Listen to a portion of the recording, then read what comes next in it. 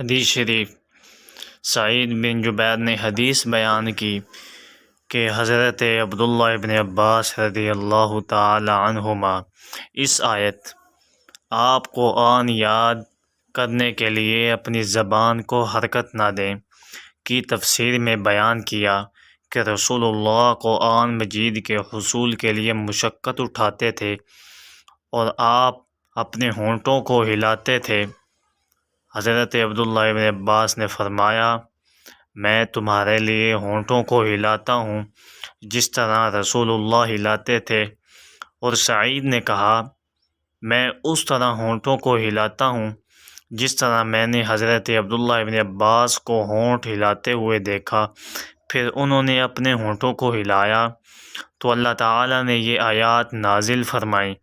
آپ قرآن یاد کرنے کے لیے اپنی زبان کو حرکت نہ دیں۔ حضرت عبداللہ ابن عباس نے کہا، یعنی اس قرآن کو آپ کے سینے میں جمع کرنا اور آپ کا اس کو پڑھنا ہمارے ذمہ ہے۔ بقیہ حدیث، بس جب ہم اسے پڑھ چکیں تو آپ اس پڑھے ہوئے کی اتباع کریں۔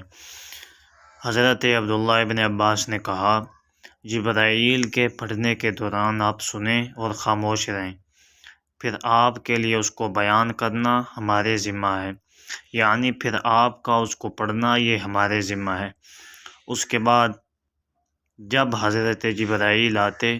تو رسول اللہ غور سے سنتے، پھر حضرت جبرائیل چلے جاتے تو رسول اللہ قرآن پڑھتے اس طرح جس طرح حضرت جبرائیل نے پڑھا تھا۔